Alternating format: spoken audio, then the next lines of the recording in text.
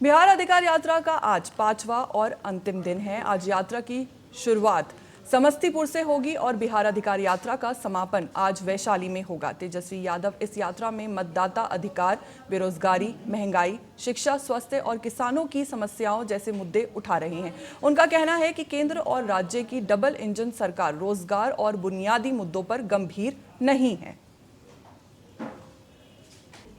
हमारे साथ जुड़ चुके हैं संवाददाता चंदन कुमार चंचल। चंदन, आपसे जानना चाहेंगे कि तेजस्वी यादव की अधिकार यात्रा को आने वाले चुनाव की तैयारी के तौर पर कैसे देख रहे हैं स्थानीय लोग?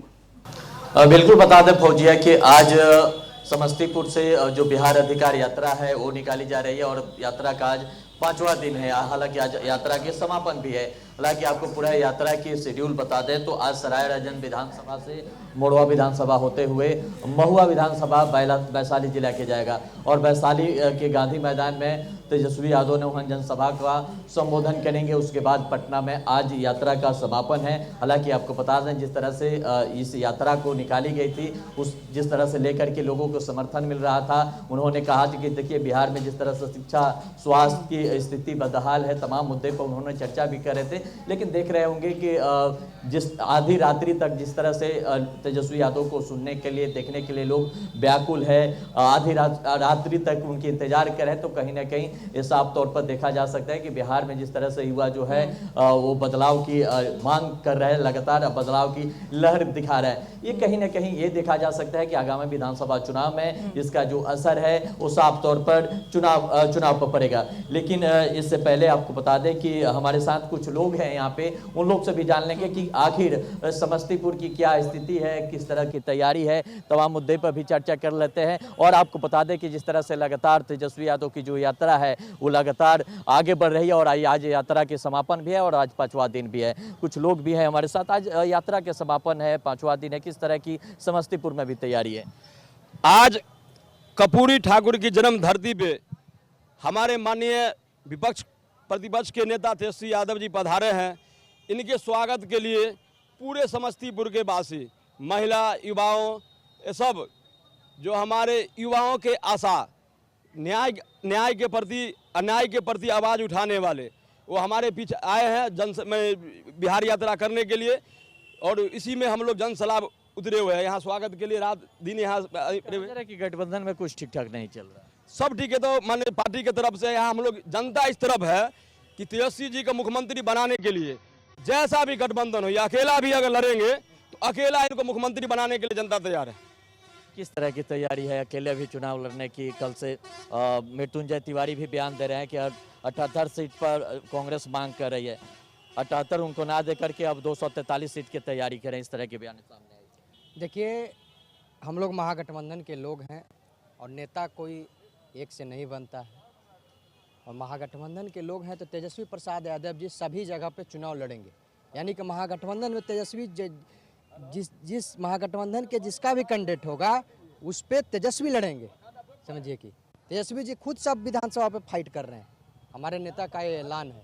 क्या लग रहा है कि ये जो बिहार अधिकार यात्रा के लिए निकाली गई है, इसका कितना असर बिहार में दिखने को? देखिए, ये बुलाया हुआ भाड़ा का भीड़ नहीं है, ये जनता का प्यार है, जनता का आशीर्वाद है। और जननायक कर्पूरी ठाकुर जी के धरती पे आपने देखा होगा कि किस तरीका से जो है भीड़ आपको दिखने को मिला होगा, कहीं बुलाया हुआ भीड़ नहीं है। देखेंगे बुलाया हुआ भीड़ नहीं है और ये तमाम तौर पर जिस तरह से बातें सामने आ रही है। हालांकि आपने देखे होंगे फौजिया, कल आरजेडी के जो मुख्य प्रवक्ता है मृत्युंजय तिवारी का बयान आया कि कांग्रेस चाह रही है कि 78 सीट पे बिहार में चुनाव लड़े, जिसको लेकर के उन्होंने ट्वीट कहा कि देखिए ये बिहार में गठबंधन है, लेकिन आरजेडी के अस्तित्व क्या है वो आरजेडी के लोगों ने, आरजेडी के समर्थकों ने सड़कों पर दिखा रहा है। अगर 78 सीट पर चुनाव लड़ना है तो 243 सीट की तैयारी करें, इस तरह के जो बयान है उनके सामने आई है। लेकिन देखने वाली बात ये होगी कि आगामी विधानसभा चुनाव में ये गठबंधन कितनी मजबूत साबित होता है, कि बिखरता है, कि अकेले चुनाव लड़ता है, ये तो। अच्छा चंदन, मैं यहाँ पर ये समझना चाहूंगी आपसे कि तेजस्वी यादव की ये जो यात्रा है और जिस तरह के वो वादे जनता से कर रहे हैं, बिहार की जनता से, क्या ये वादे बीजेपी एनडीए की नीतियों से टकराते नजर आ रहे हैं?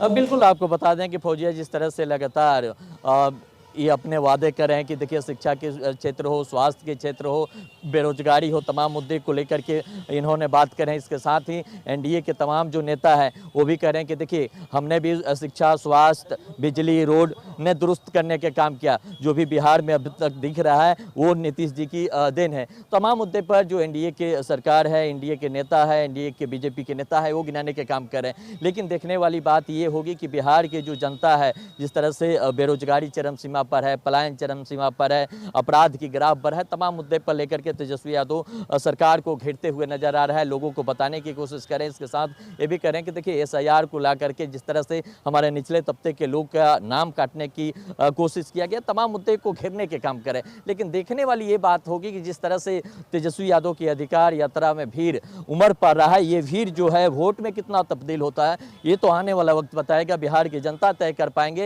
हालांकि अभी गठबंधन की बात कर ले तो गठबंधन में भी अभी कुछ ठीक ठाक नहीं चल रहा है। जिस तरह से लगातार कल मृत्युंजय तिवारी के बयान सामने आया है, जिस तरह से उन्होंने कहा कि 78 सीट पर कांग्रेस चाह रही है चुनाव लड़ने के लिए तो 243 सीट की तैयारी करे, तो कहा जा सकता है कि अंदर खाने में अभी कुछ ठीक ठाक नहीं चल रहा है। लेकिन सीट शेयरिंग की बात है, अब गठबंधन की बात है, ये बैठक की बात ही स्पष्ट हो पाएगा कि गठबंधन के अंदर इनकी तालमेल बैठ पाता है कि नहीं बैठ पाता है, कि चुनाव अलग अकेले चुनाव लड़ेंगे, ये तो आने वाली वक्त बताएगा। जी, बीजेपी एनडीए की तरफ से ये जो लगातार होती है डबल इंजन सरकार की बात की जाती है, तो तेजस्वी यादव क्या इस यात्रा को उस नैरेटिव के जवाब के तौर पर देखा जा सकता है?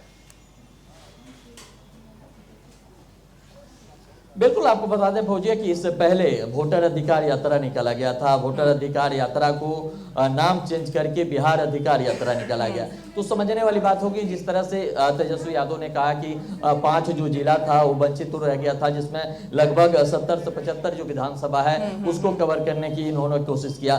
तो उस समय ही समझ में आ गया था जब वोटर अधिकार यात्रा के नाम चेंज करके बिहार अधिकार यात्रा रखा गया, उस समय ही लग रहा था कि कुछ अंदर खाने में गड़बड़ चल रहा है, जिसको लेकर के इस तरह के नाम को चेंज किया गया। लेकिन साफ तौर पर जिस तरह से बयान अब सामने आ रही है, कहा जा रहा है कि कांग्रेस की क्या अस्तित्व है वो बिहार में सब लोग जानते हैं, लेकिन कहा जाता है कि बिहार की एक सबसे बड़ी जो पार्टी है वो राष्ट्रीय जनता दल है, राजद है। उसको लेकर के राजद एक तरफ से कहा जाए तो अपना प्रदर्शन दिखा रहा है कि देखिए बिहार में राजद की क्या अस्तित्व है, वही काम जो है तेजस्वी यादव कर रहे हैं। लेकिन जिस तरह से ये प्रदर्शन दिखाने की कोशिश किया गया है, साफ तौर पर उनके गठबंधन के तमाम जो नेता है, जैसे मुकेश सहनी की बात कर ले तो उन्होंने कहा कि देखिए तेजस्वी यादव सीएम बनेंगे तो हम डिप्टी सीएम है। पहले से ही तमाम जो चीजें हैं उसको लेकर के एक माइंडसेट कर लिया गया है कि कौन क्या बनेंगे। इस पर भी सवाल खड़े हो रहे हैं कि देखिए लेकिन बिहार की जनता तय करेंगे कि कौन क्या बनेंगे, कौन मुख्यमंत्री बनेंगे, कौन उप मुख्यमंत्री, किनके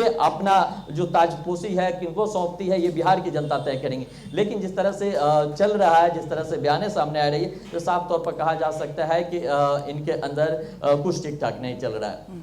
शुक्रिया चंदन आपका पूरी जानकारी साझा करने के लिए।